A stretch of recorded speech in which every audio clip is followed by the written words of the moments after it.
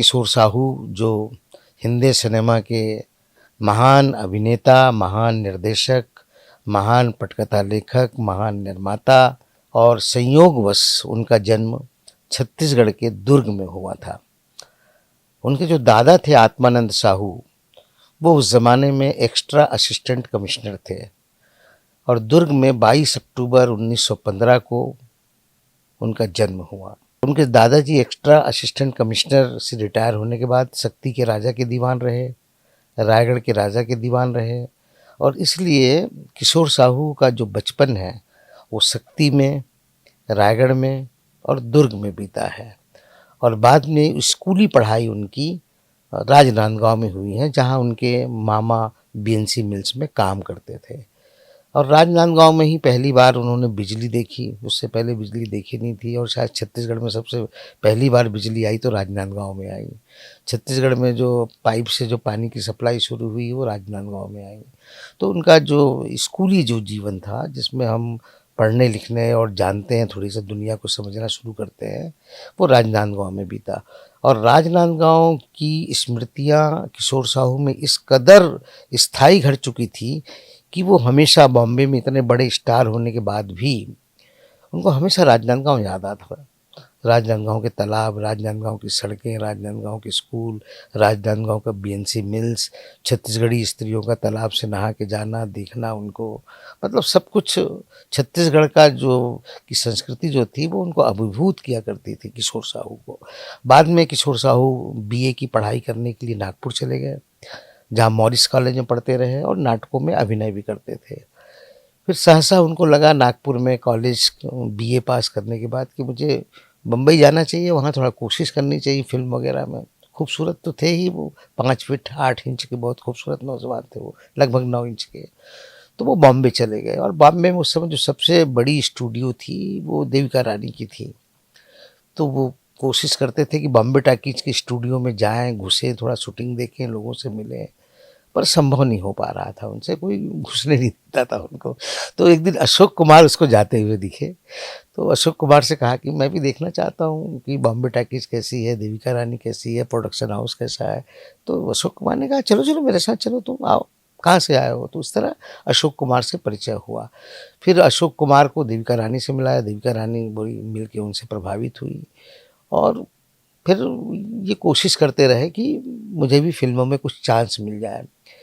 1937 में जो फिल्म बनी इनकी जीवन प्रभात, उसकी नायिका थी देविका रानी और इसको हीरो इसमें लिया गया किशोर साहू को।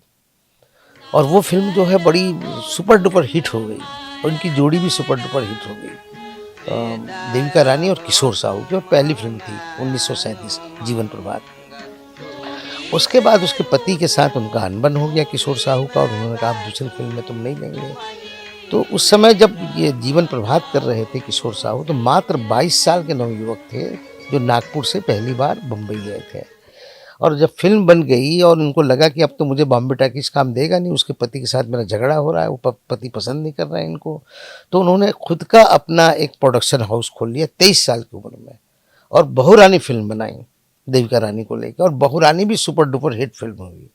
उसके बाद पुनर्मिलन बनाई, बहुरानी, पुनर्मिलन और भी बहुत सारी, सिंदूर बनाई, सावन आया रे बनाया, राजा फिल्म बनाई, और सारी फिल्में बम्बई में सुपर डुपर हिट फिल्म होती थी। तो किशोर साहू देखते ही देखते 1937 में बॉम्बे गए थे पहली फिल्म की, और 8-10 साल में इतना बड़ा नाम उनका हो गया कि सारा जो बम्बई का जो फिल्मी उद्योग है, सिनेमा जगत है, वो किशोर साहू को इस तरह से देखता था जैसे यही सबसे बड़े आर्टिस्ट हैं, सबसे बड़े हीरो हैं, सबसे बड़े निर्माता हैं, सबसे बड़े निर्देशक हैं। फिर अगर हम 1948 की बात करें तो 1948 में किशोर साहू ने एक बड़ी खूबसूरत फिल्म बनाई जिसका नाम है नदिया के पार।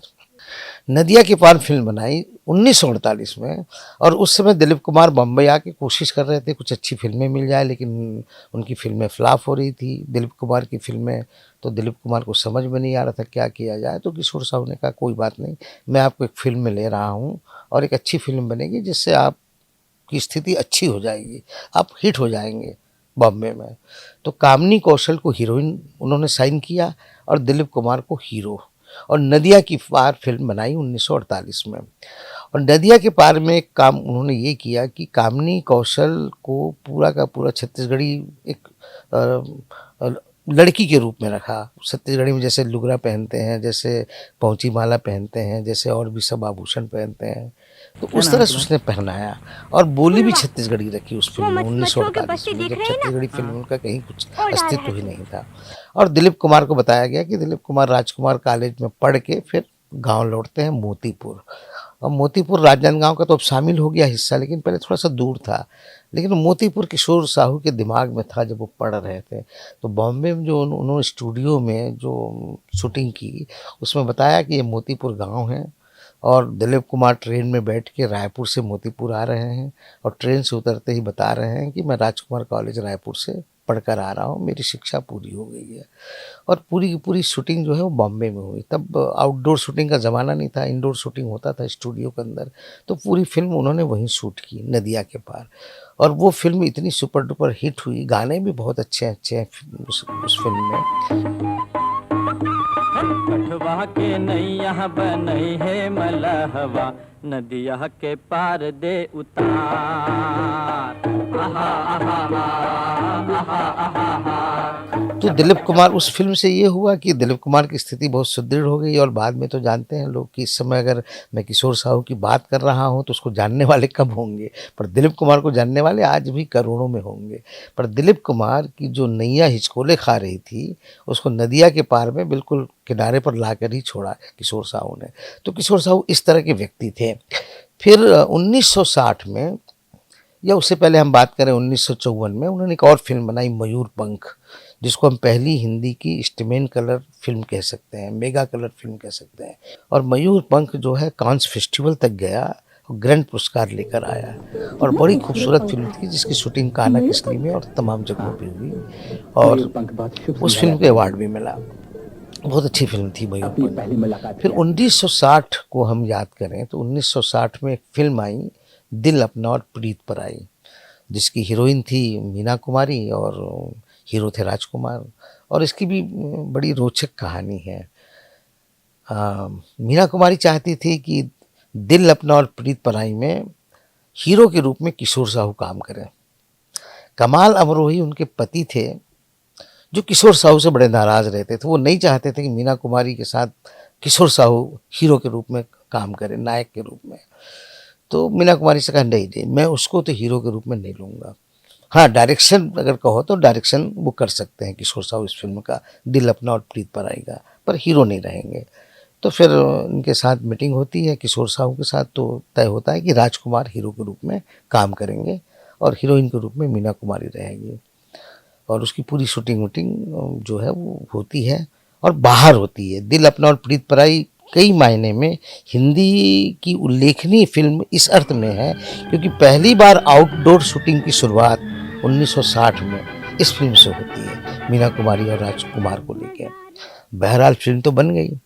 अब कमाल अमरोही ने जब फिल्म देखी तो उसको लगा कि नहीं, ये फिल्म अच्छी नहीं बनी है और ये तो फ्लॉप हो जाएगी और पूरा पैसा डूब जाएगा। तो उन्होंने किशोर साहू पर ये दबाव डालना शुरू कर दिया कि भाई इसके कई सीन बदलने पड़ेंगे, गाने बदलने पड़ेंगे और इसका जो अंत है इस फिल्म का, क्लाइमेक्स जिसको बोलते हैं, उसको भी चेंज करना पड़ेगा। और ये सब नहीं करेंगे तो फिल्म तो फ्लॉप हो जाएगी, पूरा पैसा डूब जाएगा। ये कमाल अमरोही का कहना था। और इसमें साथ दे रहे थे शैलेंद्र, जो प्रसिद्ध गीतकार हैं फिल्मों के, वो भी कह रहे थे हाँ कमाल अमरोही आप ठीक कह रहे हैं, फिल्म सही में डूब जाएगी, ये फिल्म बेकार फिल्म बनाई किशोर साहू ने। तो के आसिफ भी एक बड़े डायरेक्टर हुए, सब जानते हैं हम लोग हिंदी सिनेमा के। उन्होंने दबाव डाला कमाल अमरोही पे कि नहीं नहीं तुम गलत हो, इस फिल्म को रिलीज़ करो, ये बहुत अच्छी फिल्म होगी और बहुत चलेगी ये। तो उन्होंने एक शर्त रखी, उन्होंने कहा ठीक है, जो पोस्टर चिपकाए जाएंगे मुंबई में उसमें जो प्रोड्यूसर का नाम है मेरा नहीं रहेगा, कमाल अमरोही का, क्योंकि मैं बदनाम हो जाऊंगा, ये फिल्म तो फ्लॉप होने वाली है। तो कोई बाकर था, MS बाकर, उसका नाम में उसमें छपेगा कि फिल्म के डायरेक्टर तो ठीक है किशोर साहू हैं, लेकिन प्रोड्यूसर जो है कोई बाकर है, कमाल अमरोही नहीं है। तो उस तरह के पोस्टर पूरे बॉम्बे में चिपकाए गए। प्रोड्यूसर कोई मिस्टर बाकर XYZ और डायरेक्टर किशोर साहू और फिल्म की हीरोइन मीना कुमारी और फिल्म के हीरो राज कपूर। और फिल्म का संगीत जो है शंकर जयकिशन ने दिया है, गीत लिखा है शैलेंद्र ने। पहले ही दिन फिल्म इस कदर हिट हुई कि टूट पड़े सब लोग, और हिंदी सिनेमा के इतिहास में माना जाता है कि सुपर डुपर हिट फिल्म थी उस जमाने की, जो 1960 में बनी। दिल अपना और प्रीत पर आई, गाने आज भी बहुत लोकप्रिय। तो जब रातों रात जब फिल्म हिट हो गई तो उन्होंने, कमाल अमरोही ने काम और किया, एक पेंटर लगाया कि जाओ जहाँ जहाँ पोस्टर लगे हुए हैं वहाँ बागर का नाम काटो और मेरा नाम चिपकाओ, कमाल अमरोही। तो ये भी कमाल हुआ कि रातों रात जो पेंटर घूमते रहे बम्बई में, जहाँ जहाँ पोस्टर लगे हुए थे उसमें बाकर के नाम की जगह कमाल अमरोही का नाम चिपकाया गया और ये बताया गया कि देखिए कमाल अमरोही की फिल्म है। दूसरी तरफ हम देखें तो इनके पॉलिटिशियन लोगों से भी बड़ी गहरी मित्रता थी। इनके फिल्म के दीवाने कौन कौन नहीं थे। इनके फिल्म के दीवाने जिसको हम बहुत बड़ा ये मानते हैं, लौह पुरुष मानते हैं, सरदार पटेल, वो इसके फिल्म के दीवाने थे। मुरारजी देसाई इसके फिल्म के दीवाने थे। राम मनोहर लोहिया इसके फिल्म के दीवाने थे। और इन सब, विद्याचरण शुक्ला, श्यामाचरण शुक्ला, ये सब फिल्म के दीवाने थे। और राजनांदगांव के जो राजा हैं दिग्विजय दास, जिसको दिग्वी राजा कहते हैं, वो उनके बड़े घनिष्ठ मित्र हुआ करते थे किशोर साहू के। और दिग्वी राजा बहुत प्रसिद्ध है राजनांदगांव के, जिनके नाम से दिग्विजय कॉलेज भी है। तो दिग्वी राजा भी इनके बड़े मुरीद और बहुत अच्छे दोस्त हुआ करते थे। जब दिग्वी राजा की शादी की बात हुई, दिग्वी राजा बम्बई में भी रहते थे, राजनांदगांव में तो घर था ही, बम्बई में भी घर था। तो दिग्वी राजा की जब शादी हुई, अब माँ भी पहुंच गई थी दिग्वी राजा की, तो दिग्वी राजा ने कहा दिग्विजय दास ने कि भाई, दो राजकुमारी थी जिसमें फैसला करना था कि भाई किसके साथ वो शादी करें। दिग्वी राजा को समझ में नहीं आ रहा था, तो उन्होंने अपनी माँ से कहा कि चलिए दोनों को लेके चलते हैं किशोर साहू के यहाँ, और किशोर साहू और उनकी पत्नी है प्रीति, वो दोनों तय करेंगे किसके साथ मुझे शादी करनी चाहिए। तो वो फैसला भी किशोर साहू और प्रीति साहू ने किया कि दिग्वी राजा के साथ किस राजकुमारी की शादी होनी चाहिए। तो मतलब किशोर साहू का एक ही व्यक्तित्व नहीं रहा कि फिल्मी व्यक्तित्व, उनका एक अलग व्यक्तित्व रहा कि राजनीतिज्ञों के साथ दोस्ती, राजनांदगांव के जो राजा थे दिग्विजय दास, इनके साथ दोस्ती। और तीसरी बात मैं ये कह रहा हूँ कि छत्तीसगढ़ उनके जीवन में इस कदर घुला मिला था कि उन्होंने आत्मकथा में कई बार छत्तीसगढ़ी भाषा बोली का जिक्र किया है, छत्तीसगढ़ के सुंदरता का जिक्र किया है, छत्तीसगढ़ में जो कुछ भी प्राकृतिक छटा है, सुंदरता है, उसका जिक्र किया है। छत्तीसगढ़ उन्हें बहुत अभिभूत करता रहा है और हमेशा उनके दिल में छत्तीसगढ़ रहा है। और जब भी गुजरते थे, बम्बई से दिल्ली जा रहे हों या कहीं और जा रहे हों, तो ट्रेन ही था सब कुछ, तो हमेशा छत्तीसगढ़ को निहारते हुए जाते थे। आज राजनांदगांव को मैंने देखा खिड़की से, बहुत अच्छा लगा मुझे। इस तरह की बातें उन्होंने आत्मकथा में लिखी हैं। अब दूसरी बात ये है, जो किशोर साहू को हम लोगों ने भुला दिया, छत्तीसगढ़ ने तो भुला ही दिया। छत्तीसगढ़ ने तो जिसकी गोद में खेलकर बड़े हुए, और छत्तीसगढ़ में मैं नहीं सोचता कि इतना बड़ा आदमी हिंदी सिनेमा को दिया है। मुझे नहीं लगता कि इतना बड़ा आदमी किसी और प्रदेश ने दिया हो, छत्तीसगढ़ ने दिया है। वो अकेले व्यक्ति हैं किशोर साहू।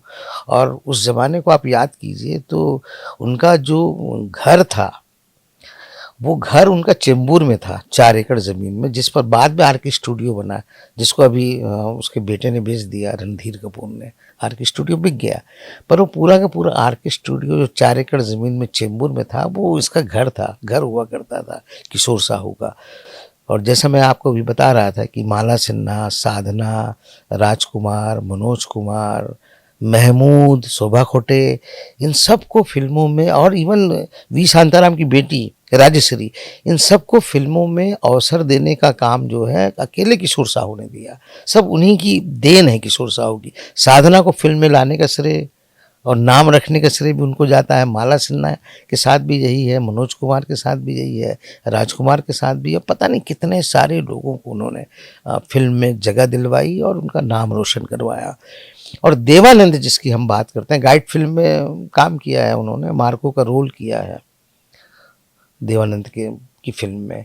तो गाइड फिल्म, अच्छा, देवानंद के बारे में ये हमेशा कहा जाता है और लिखा भी है आत्मकथा में कि देवानंद जब भी कोई फिल्म बनाते थे या जब भी कुछ करते थे तो बिना किशोर साहू से पूछे नहीं करते थे। जब तक किशोर साहू ठप्पा ना लगा दे कि हाँ भाई ये अच्छी फिल्म है, बनाओ तुम, मैं सपोर्ट करूँगा, तब तक देवानंद कुछ नहीं करते थे। मतलब इतना विश्वास अगर देवानंद किसी पर करते थे तो किशोर साहू पर करते थे। तो इसी से समझ में आता है किशोर साहू अपने आप में कितने बड़े व्यक्ति थे। फिर वो साहित्यकार भी थे, कहानियाँ लिखी हैं, उपन्यास लिखा है, बहुत अच्छे पेंटर थे, बहुत अच्छी पेंटिंग किया करते थे। और जो उनकी पत्नी थी प्रीति, जो पहले प्रीति पांडे हुआ करती थी, वो भी बहुत अच्छी पेंटर थी। उनकी पढ़ाई लिखाई भी शांति निकेतन में हुई थी। और उनके गुरु कौन थे? रामकिंकर बैस थे, विनोद बिहारी मुखर्जी थे, नंदलाल बोस थे। ये तमाम जो भारत के जो बड़े पेंटर हैं, ये प्रीति के गुरु थे। और प्रीति खुद बहुत अच्छी पेंटर थी और बहुत खूबसूरत तो थी ही। और शांति निकेतन, अब वो उसकी भी एक कहानी है। हाँ, वो उसको नीले लिफाफे में शुरू से, जब उसने जीवन प्रभात देखी और दूसरी फिल्में देखी, बहुरानी देखी, पुनर्मिलन देखी, तो वो उनको खत लिखा करती थी सब। तो वो नीले लिफाफे में अक्सर आता था, वो देखते थे। और फिर वो शांति निकेतन में पढ़ाई कर रही थी, बहुत बड़े जज की बेटी थी प्रीति पांडे। तो फिर शांति निकेतन भी जाते हैं उससे मिलने के लिए। और रविन्द्रनाथ ठाकुर से भी मुलाकात होती है, जिसको हम रविन्द्रनाथ टैगोर भी कहते हैं। मैं उसको ठाकुर ही कहता हूँ, क्योंकि सही नाम तो उनका रविन्द्रनाथ ठाकुर ही है, अंग्रेज़ों ने टैगोर कर दिया।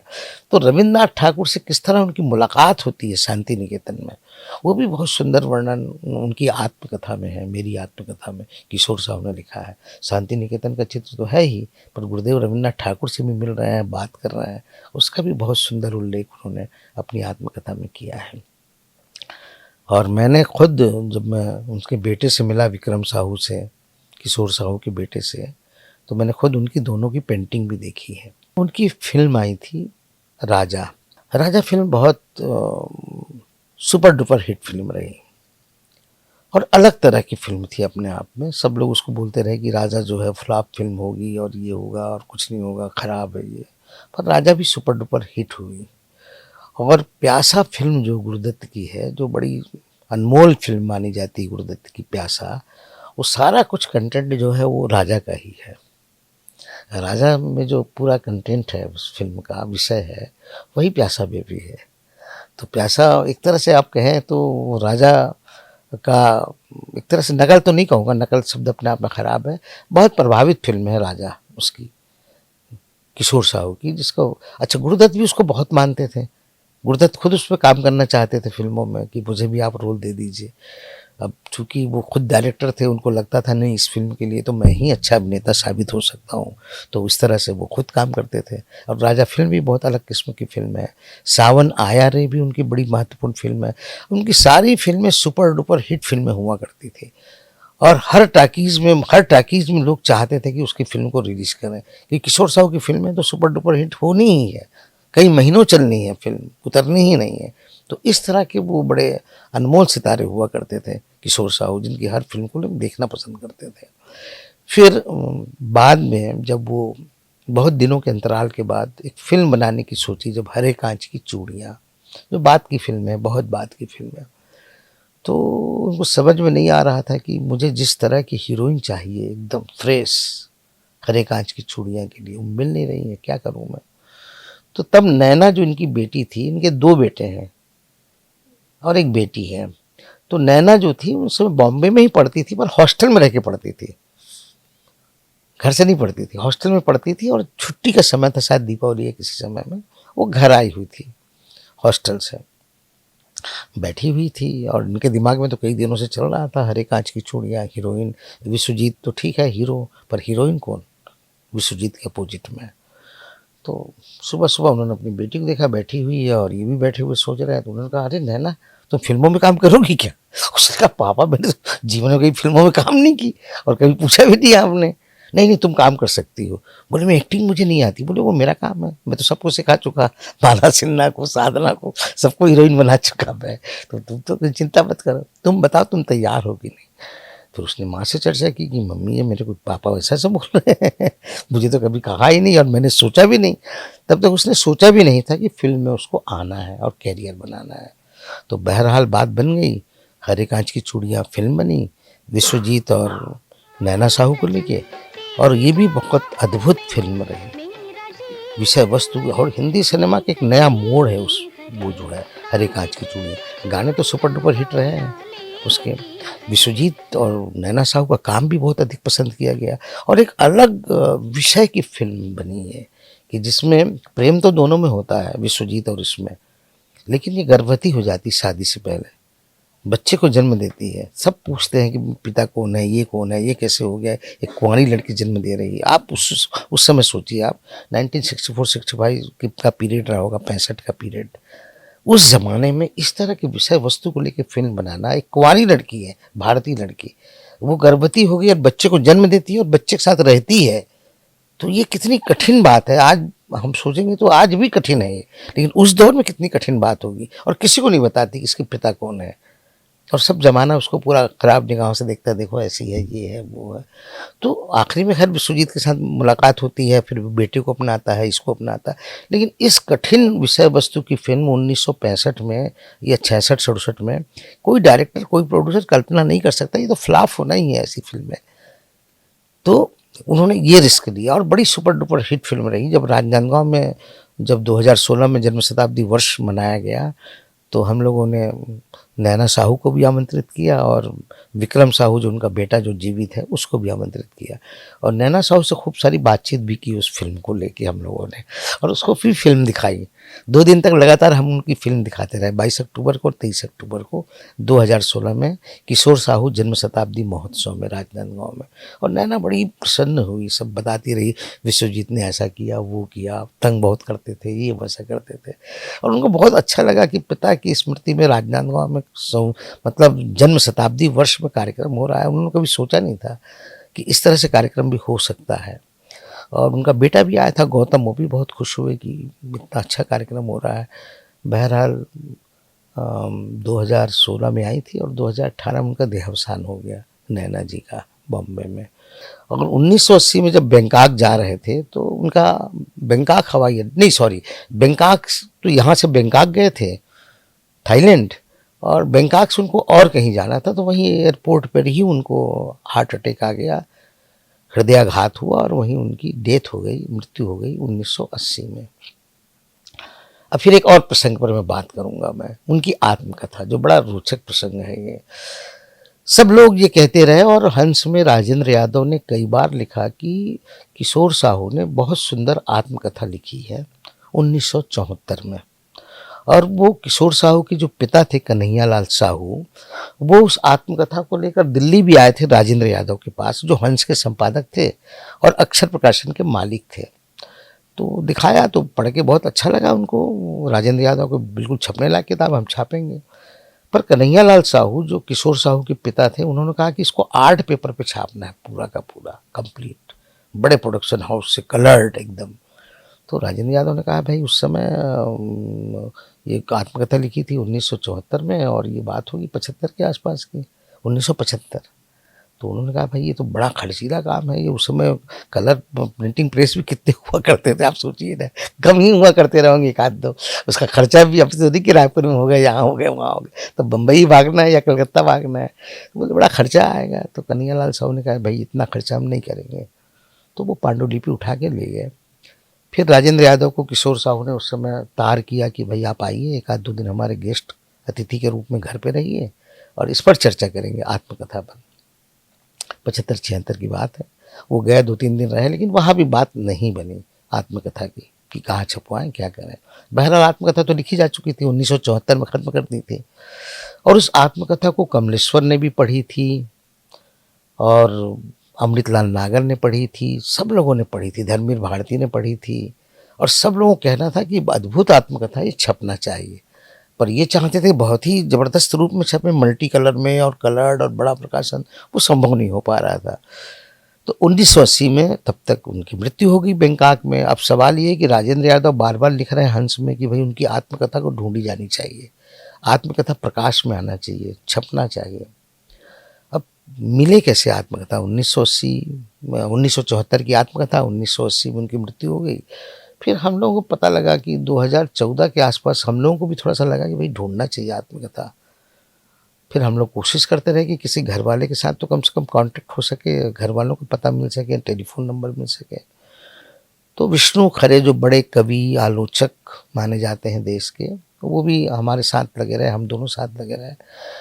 तो आखिर में ये पता लगा कि हरि मृदुल करके नवभारत टाइम्स बॉम्बे में एक अखबार नवीस है, पत्रकार है, उनको हम लोगों ने कहा कि भाई थोड़ा ढूंढिए, आप बॉम्बे में रहते हैं, किसी से पूछिए कि किशोर साहू के सब बच्चे कहाँ हैं, कहाँ मिल सकता है कांटेक्ट उनका, नंबर वंबर किसी का।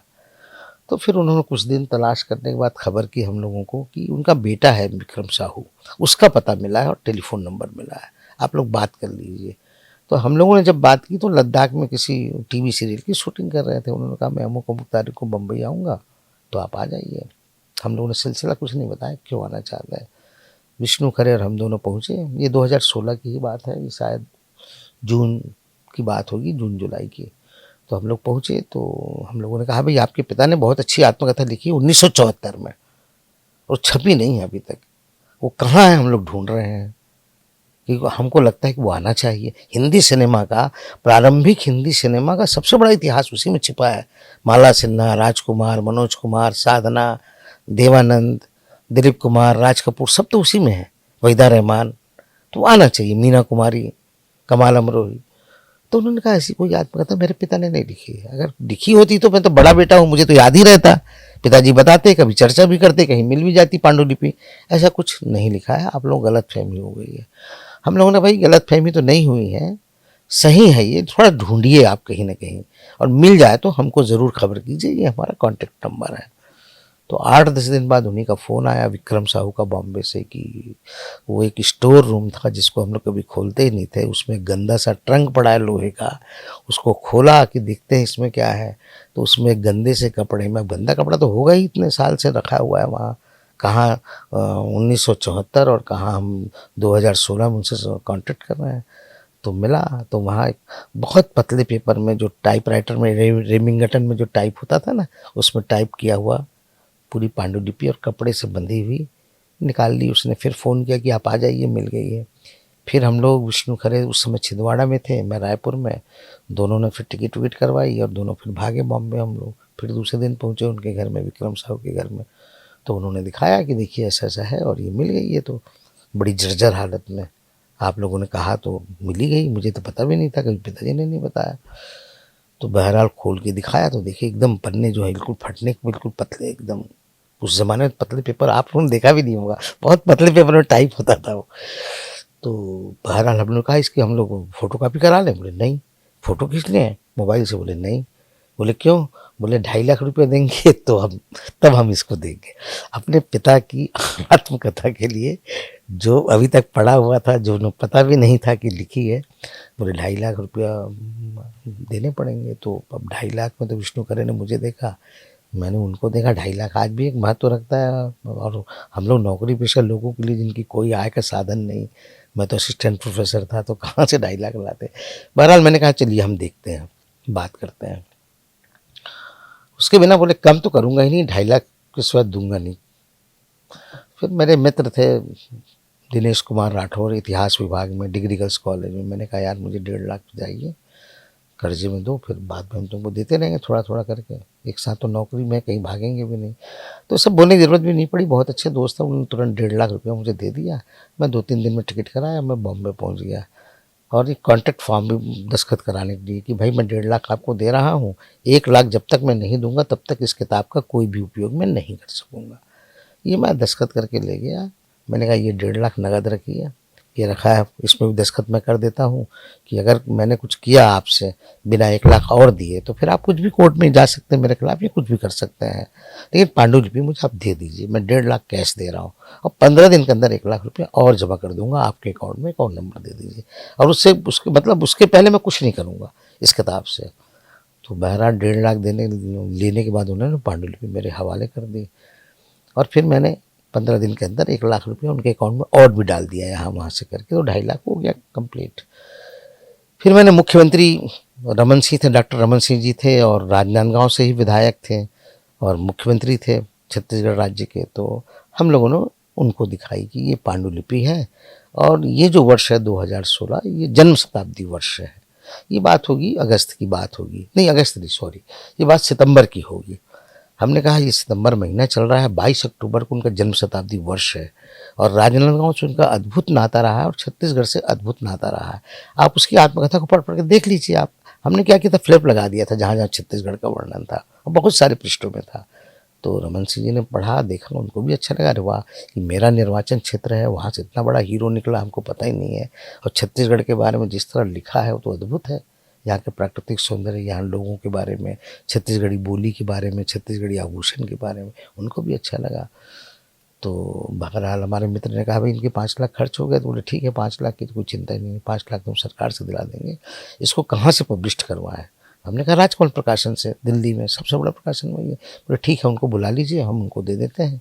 अब फिर 2016 में मतलब 22 अक्टूबर को उनके जन्मदिन में हम बड़ा अच्छा कार्यक्रम करेंगे, आप लोग सब रूपरेखा तैयार कीजिए, पैसे की कोई चिंता नहीं है, लेकिन भव्य होना चाहिए राजनांदगांव में। तो चूँकि मुख्यमंत्री का स्वयं का निर्देश था और सेक्रेटरी ने भी कहा कि पैसे की कोई कमी नहीं है, भव्य कीजिए जितना, तो हम लोगों से जितना, और नैना साहू को बुलाया, विक्रम, हमारे 22 गेस्ट आए उस ज़माने में, थाईलैंड से लेके बॉम्बे से लेके सभी जगह से। और जो जयप्रकाश चौक से जो कॉलम लिखा करते थे भास्कर में फिल्मों पर लगातार, उनको भी बुलाया हमने और बड़ा भव्य कार्यक्रम हुआ। नैना साहू, विक्रम साहू सबकी उपस्थिति में कैलेंडर छपे, आत्मकथा छपी, डॉक्यूमेंट्री फिल्म दिखाए और 2 दिन का बड़ा जलसा हुआ। शायद छत्तीसगढ़ में उतना बड़ा जलसा कभी नहीं हुआ, क्योंकि स्वयं मुख्यमंत्री का कहना था ऐसे कार्यक्रम तो छत्तीसगढ़ में असंभव है। बहुत भव्य तरीके से किया और बहुत अच्छे सुनियोजित रूप से किया। तो मैं ये बातें इसलिए कह रहा हूँ कि छत्तीसगढ़ को भी अपनी ओर से जो कृतज्ञता ज्ञापित करना चाहिए था इतने बड़े महान नायक के लिए, वो 2016 में संभव हुआ। और फिर हम लोगों ने सीएम से, मुख्यमंत्री जी से, रमन सिंह जी से भी कहा कि उनके सम्मान में कम से कम एक बड़ा पुरस्कार होना चाहिए। तो कितना बड़ा पुरस्कार? हमने कहा 2 लाख नहीं, 5 लाख नहीं, 10 लाख का होना चाहिए, किशोर साहू राष्ट्रीय अलंकरण, जिससे पूरे देश में किशोर साहू को जाना जाए और पूरे देश में इस राष्ट्रीय अलंकरण को लेकर चर्चा हो और हर बड़ा निर्देशक हिंदी सिनेमा का ये सोचे कि मुझे किशोर साहू सम्मान कब मिलेगा। ये 2016 में घोषणा की मुख्यमंत्री जी ने, किशोर साहू राष्ट्रीय अलंकरण और किशोर साहू प्रादेशिक अलंकरण। राष्ट्रीय अलंकरण 10 लाख रुपए का और प्रादेशिक अलंकरण 2 लाख रुपए का। 17 में चूंकि आचार संहिता वगैरह लगी थी तो कुछ हो नहीं पाया। 18 में फिर वो पुरस्कार श्याम बेनेगल को मिला, पहला पुरस्कार जो इनके किशोर साहू राष्ट्रीय अलंकरण था। और प्रादेशिक पुरस्कार मनोज वर्मा को मिला, जो भूलन कांदा के बड़े डायरेक्टर माने जाते हैं। तो इस तरह उनके नाम से जन्म शताब्दी वर्ष से एक सिलसिला शुरू हुआ किशोर साहू राष्ट्रीय अलंकरण का। और इस तरह बहुत से लोगों का ध्यान, हम छत्तीसगढ़ के लोगों का ध्यान किशोर साहू की ओर भी गया और बहुत सारे लोगों ने फिर आत्मकथा उनकी पढ़ी। राजकमल प्रकाशन से प्रकाशित है, बहुत खूबसूरत किताब है, लगभग 400 पेज का। और इस तरह किशोर साहू का बहुत बड़ा अवदान हिंदी सिनेमा को गढ़ने में, विकसित करने में और एक अंतर्राष्ट्रीय क्षितिज तक पहुंचाने में जो बड़ी भूमिका थी वो किशोर साहू की थी। तो हम उस किशोर साहू को भला कैसे भूल सकते हैं, जिन्होंने हमारे छत्तीसगढ़ का मान बढ़ाया, गौरव बढ़ाया और हिंदी सिनेमा को भी एक नई प्रतिष्ठा दी। और एक ऐसा व्यक्ति जिसका बम्बई में कोई नहीं था, माई बाप नहीं था, कोई गॉडफादर नहीं था, जो राजनांदगांव से निकल के नागपुर जा रहा है, मॉरिस कॉलेज से निकल कर वो बम्बई जा रहा है और कोई गॉडफादर नहीं। और बिना गॉडफादर के, बिना किसी पहचान के, बिना किसी उसके वहाँ तक पहुँचना और पूरे मुंबई में और सिनेमा जगत में राज करना, मुझे लगता है कि एक बहुत बड़ी घटना है ये। अब मुझे लगता है कि किशोर साहू को जिस तरह से सम्मान मिलना चाहिए, खासकर छत्तीसगढ़ राज्य की ओर से, और जिस तरह से लोगों को उनके बारे में, उनके अवदान के बारे में जानना चाहिए, वैसा कुछ दुर्भाग्यवश नहीं हो पाया है। मैं यह चाहता हूँ कि उनकी जो आत्मकथा है वो स्कूलों और कॉलेज की लाइब्रेरी में पहुँचनी चाहिए, ताकि हमारे बच्चे, हमारे छात्र छात्राएं जान सके कि कितनी बड़ी अनमोल हस्ती हमने दी है छत्तीसगढ़ ने हिंदी सिनेमा को। ये कोई नहीं जानता, अगर आप देखेंगे तो राजनांदगांव में भी जानते नहीं हैं। और मुझे लगता है कि हर वर्ष उनकी जयंती पर 22 अक्टूबर पर एक बड़ा जलसा, एक बड़ा समारोह होना चाहिए। राजनांदगांव में ही क्यों, रायपुर में भी होना चाहिए, बिलासपुर में भी होना चाहिए, ताकि लोग जान सके कि कितना अनमोल सितारा इस छत्तीसगढ़ की धरती ने दिया है। हमारे यहाँ फिल्म अकादमी भी है, शायद बहुतों को पता भी नहीं होगा, हमारे यहाँ एक फिल्म अकादमी भी है, पर तथाकथित फिल्म अकादमी है। यह फिल्म अकादमी किशोर साहू फिल्म अकादमी के नाम से हो, जिसमें हम बच्चों को फिल्मों के बारे में बताएं, फिल्म का प्रशिक्षण दें और इस तरह से हम किशोर साहू की स्मृतियों को सहेज कर रख सकने में कामयाब होंगे। अगर ये सब नहीं करेंगे तो हमारा इस समय के बच्चे या इस समय के लोग या इस समय के नागरिक और आने वाले समय के भी नागरिक किशोर साहू को भूल जाएंगे। पता नहीं इस नायक की जगह कोई और ले लेगा। मैं चाहता हूँ कि अगर छत्तीसगढ़ को उसके प्रति कृतज्ञ होना चाहिए तो किशोर साहू की स्मृतियों को भी सहेज कर रखने की हिम्मत दिखानी चाहिए और ये सारे काम होने चाहिए छत्तीसगढ़ राज्य में।